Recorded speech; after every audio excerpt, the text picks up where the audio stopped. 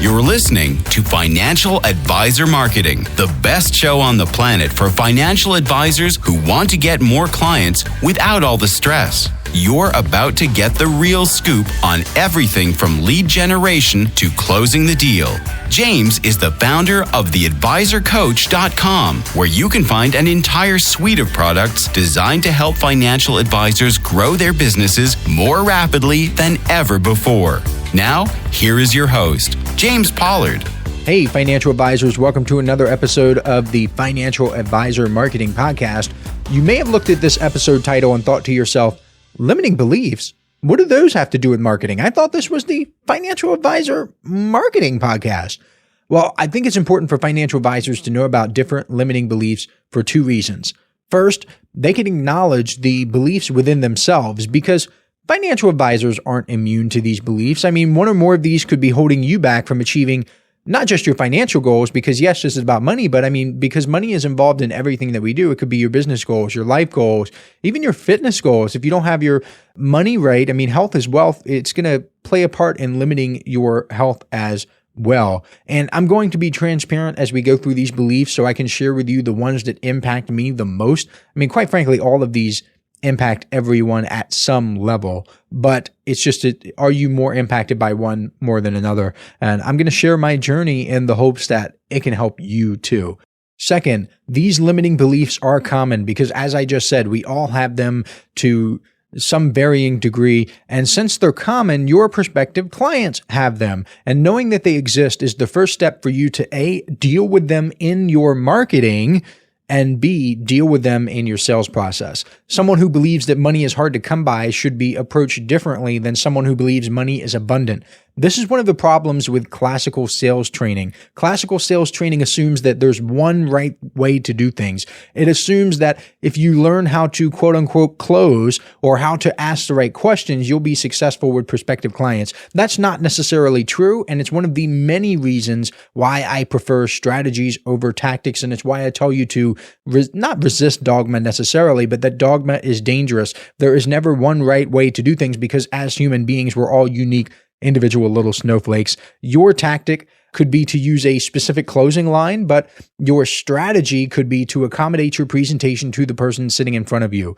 I hope that makes sense. You're going to accommodate what you do to the people based on their limiting beliefs, or at least the ones that you pick up on. I don't want to spend a bunch of time hyping this up because we have a lot of ground to cover. Let's start with the first one. Number one, money won't make you happy. Money itself won't make you happy. Money has been a lot of things over the years. It has been corn, seashells, gold, and finally, little pieces of paper. These little pieces of paper will not make you happy. However, the feelings associated with money have a big impact on your happiness. A lot of this stuff is relative. What if I asked this question? Would you be happy if you woke up with $10 million in your bank account tomorrow? Most people would say yes, but what would a billionaire say? Absolutely not. I'd be devastated if I woke up and only had $10 million. I'd be worried that the rest of my money was lost. So it's all relative. And I found that money doesn't make people happy, but it solves a lot of problems that make it easier to be unhappy. I hope that makes sense too. At the end of the day, you choose happiness. But if your car is broken down and you've got no money to fix it, or you need knee surgery and you have no money for that, it's going to be easier for you to be unhappy versus happy. In that sense, money can bring you water, but it can't force you to drink. Just because you have money doesn't mean that you've chosen happiness for yourself. You have to choose to be happy. I've had absolutely nothing, no money in any bank accounts. I didn't even have a bank account at one point, and I've been happy. And I've had a bunch of money, and by some standards, I still have no money whatsoever, but by other people's standards, I have a lot of money.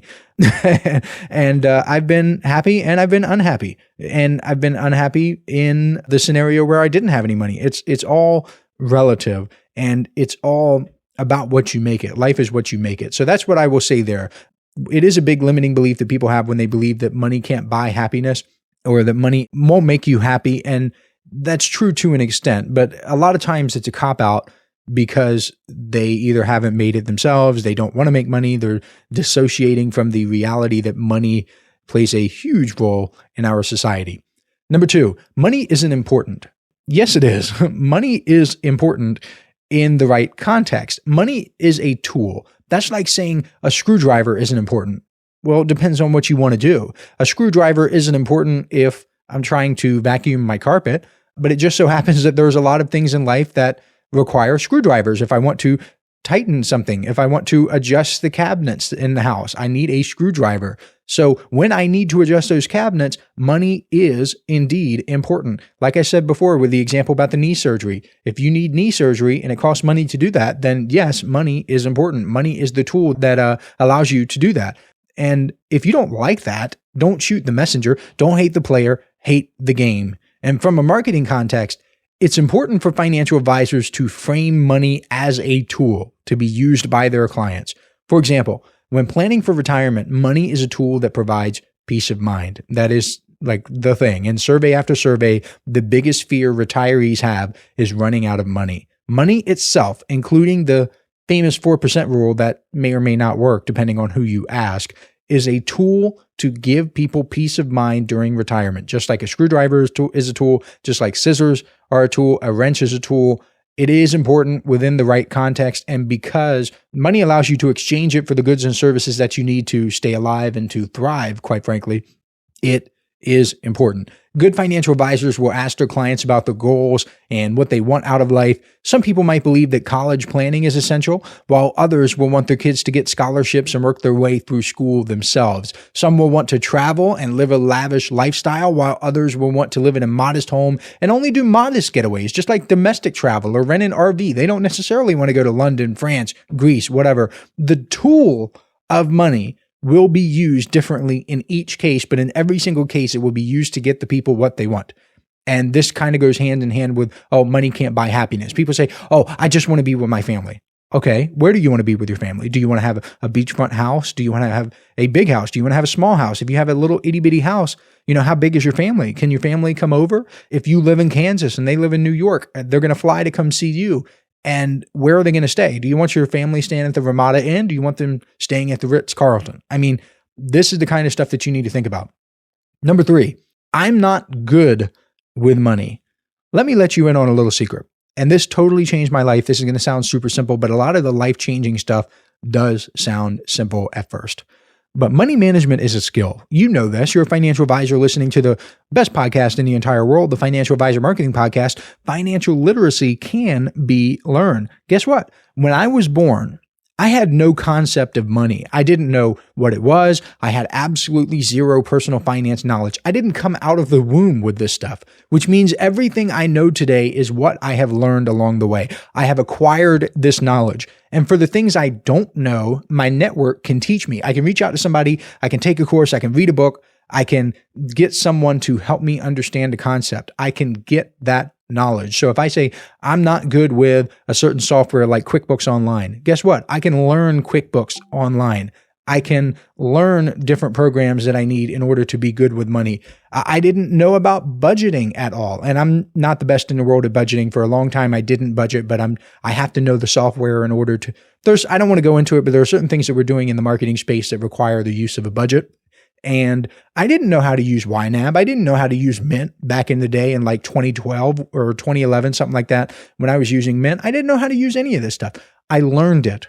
Financial advisors must walk a fine line with this limiting belief, though, because people who believe they aren't good with money will probably want to seek professional help, which is good. If they're seeking professional help, they want to hire a financial advisor. That's a good thing. But I think it's dangerous to take the reins and not talk to your clients about what you're doing. So financial advisors have this belief that they can get a bunch of outsourcers or delegators as clients, and they just hand everything over and they say, you do the work, you invest my money, you put the financial plan together, and I'll just follow it, and then all will be right in the world. That's more of a fantasy than not. Yes, there are some people like that. I am like that in many instances, as long as I understand what my financial advisor is doing, as long as I understand what my accountant is doing. I would get them to, again, teach me this stuff, because money management is a skill. Accounting is a skill. And from a financial advisor to a client perspective, the right answer is to ask your clients how involved they would like to be. If they would like to know every little detail about what you do and why, then tell them. If they don't want to know anything, keep that in mind, but still give them the essentials that will set them up for success so they can understand what is actually going on. Give them, I don't want to say the bare minimum, but that's really what it is. Give them what is necessary for them to understand, for them to feel comfortable, for them to not freak out when things go wrong. And above all else, I can sum it up like this: do what is right for your clients. And I must admit, this limiting belief is hard to break. It's probably one of the most difficult ones out there. And the biggest telltale sign of when people struggle with this belief is when they have excuses for poor financial behaviors. For example, a real estate agent has to have a nice car. Why? Well, to impress his or her clients. An engaged couple has to have a big wedding. Why? Because it'll be the happiest day of their life. It's what everyone else is doing. The average wedding costs like $30,000 now. They got to spend at least that. Do you want to have a below average wedding? I mean, really, two parents have to live in a certain school district. So they take on a massive mortgage and they get more house than they can afford. They end up being house poor. It gets dangerous when people believe their own excuses. So when people believe, like the house, right? The couple or the parents believe that they have to be in a certain school district, then it causes a lot of trouble. It is just an excuse. The excuse that your marriage, the day you get married, will be the happiest day of your life. Even though that may be true, you don't necessarily need to spend $30,000 on a wedding, because guess what? Your excuses will always be there for you. At any time in my life when I needed an excuse, or even if I wanted an excuse, if I looked for an excuse, guess what? It was there. There has never been a time in my entire life where I said, I need an excuse for something, and I didn't find one. I've always been able to find an excuse.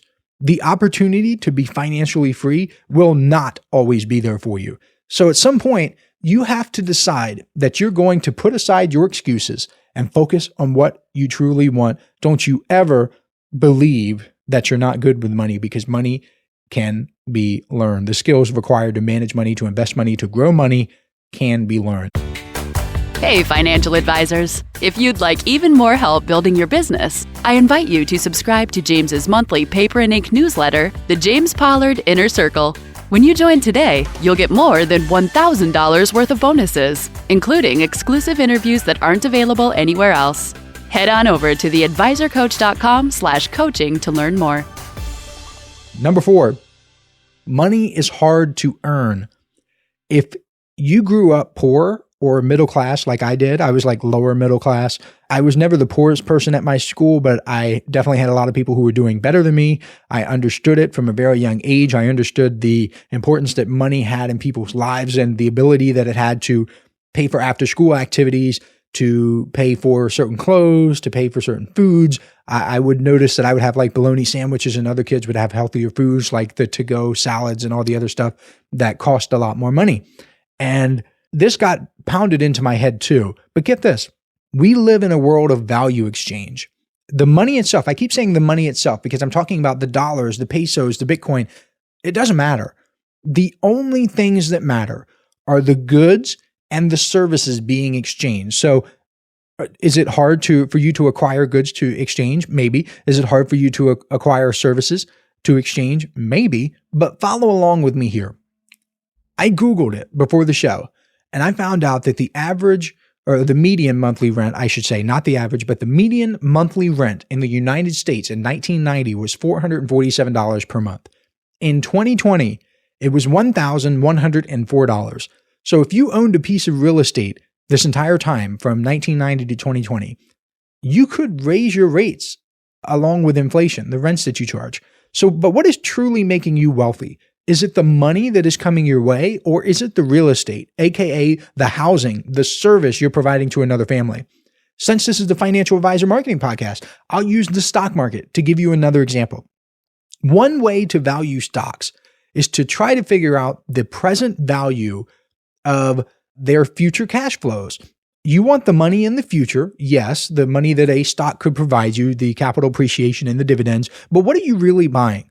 You're buying parts of companies. And what do these companies provide? They provide goods and services. What do you do when you get the cash? Let's say you get a dividend from a company. You probably reinvest it. Why? Because you want more ownership. Deep down in your heart, you know this to be true. You want more ownership of what's being provided. So you know this to be true. I'm going to give you one more example though, because this is the most important part of the show. I really want you to understand this. So I'm going to really make sure that you get it. I'm going to hold you by the hand because I care about you. Who would you rather be? Would you rather be a person with no skills, no knowledge, no skills, but you inherit $1 million? Or would you rather be Elon Musk with all of his skills, all of his knowledge, but with $0 in the bank? Assuming you're not a total dumbo, you would choose Elon Musk because you know in your heart, in your gut, that the ability to provide something to the marketplace is more valuable than the dollars and cents. Even if Elon was starting from zero, he could use his knowledge and skills to make far more money because he can provide something people want. I bring this up because your ability to get money is limited by your ability to provide goods and services to the marketplace. You have to have stuff that people want. You can get money by providing results for people. Of course, you should know how to market these results. That's why you're listening to the Financial Advisor Marketing Show, and I have a bunch of episodes that can help you with that. But people can't give you money unless A, you provide the goods and services or you offer something that they want, and B, that they know you exist. They have to know you exist. If I have a pipe burst in my house and I need a plumber ASAP, I'm going to the plumber by definition. It sounds silly to even say this, but it helps people get it. I'm going to the plumber that I can find. It is impossible for me to hire a plumber that I cannot find. Does that make sense? So the plumber needs to put himself or herself in a position to be found. And that's the marketing part of it. I don't want to get too deep into the marketing stuff because this is about limiting beliefs. So I'm going to move on to limiting belief number 5. And that is you have to work hard to get money. This is another belief that is extremely common in the lower and middle class households. I had this one growing up. I will admit it. My family members worked hard. I had prison guards, mechanics, security guards, construction workers, nurses, all sorts of blue collar workers in my family. They busted their butts every single week for either what I'm guessing is an average or slightly below average salary. I can see why they thought it was hard to get money. I personally grew up on a farm, so I know what hard work means. And think about this.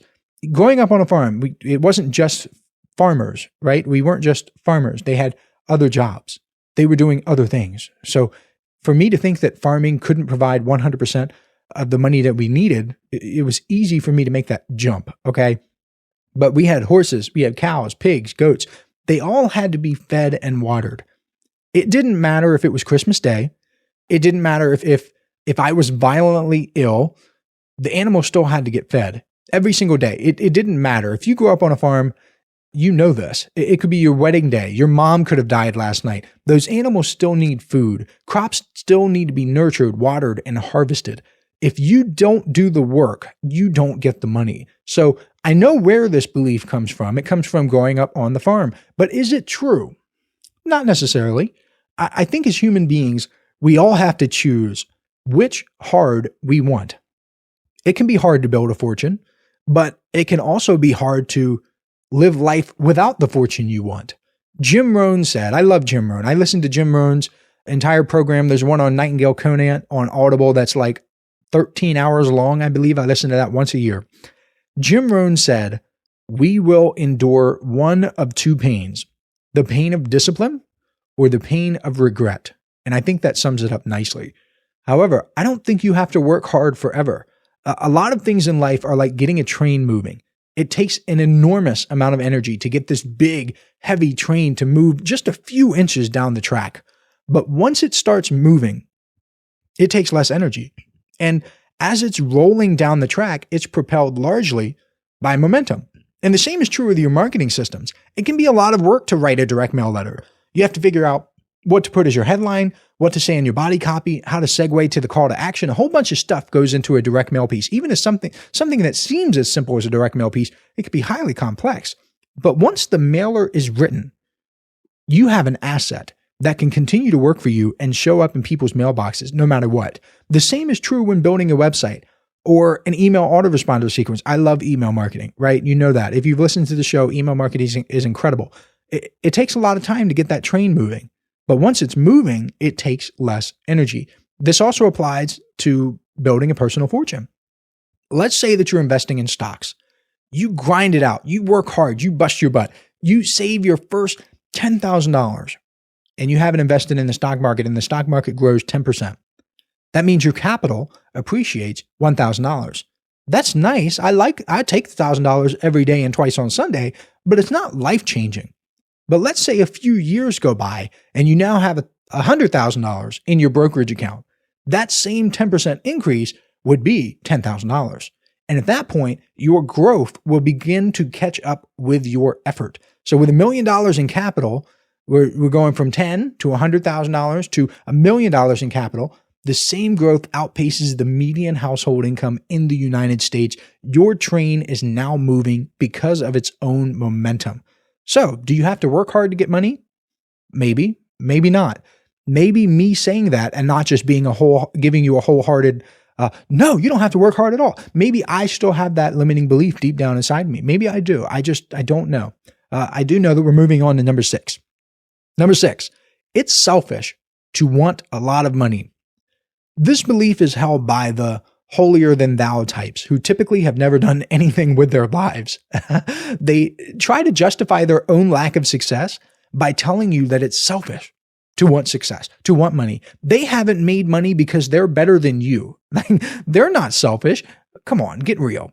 Honestly, I'm just going to be straight with you. I think it's selfish to not make more money. Again, money is a tool, and that tool can be used for both good and evil. A knife is a tool. A knife can be used to save a life. It can be used to take a life.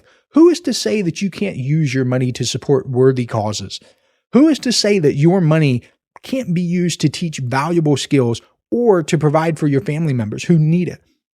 In my own life, I donate a lot of money to a charity called First Book. I'm actually their donor of the month for the month of January 2022. I'm literally featured in their newsletter and everything. I did a whole interview with them. I am proudly telling you, I have a big smile on my face right now. I am the donor of the month. For real, of an actual real charity. I'm being featured. This is so cool. And it's because I donated money. I gave them a lot of money. Am I selfish because I want to make money to support the causes I care about? Sometimes I get criticized for being so brash and being so open about money and really everything but money. And but the critics totally ignore the fact that I'm the donor of the month. I'm going to say it again because I'm proud. I really am. Let me see their receipts. Show me your receipts, haters. Let me see the receipts. What have you done? What have you done? How much have you given to support low-income children across America? What impact have you made? Yes, I want your money. I would love to have your money. I have this podcast, my website, all my assets, because I would like to get my hands on more money. You know why? Because when money changes hands, just like I said, it means value is provided. If you give me $1,000, it's because you believe that I can give you at least $1,000 of value in return. If you're unhappy with the exchange, guess what you'll do? You'll tell your friends, you'll tell other financial advisors, and I won't have the reputation that I currently enjoy, which means I won't be able to get as much money in the future. That's how business works. So is it selfish to want to provide more value and get more value in return? I don't think so. Number 7, you need money to make money. And I'm going to keep it quick with this one because I don't think this is true at all. Money can make it easier to make money. You definitely do not, let me be straight. You definitely do not need money to make money. But I will tell you, money can make it easier to make money, but it can also make it easier to lose money. All you have to do is you find a list of these venture-backed startups that had money thrown at them. They became comfortable. Look at the failure rate on those things. You need courage, you need commitment, you need knowledge to make money, and you need to offer something people want. I've said that before, I'll say it again, and I'll say it again in the future. The good news is that there are people out there who want help with money. If you're a financial advisor, that's really what you're doing. You're helping people use this tool.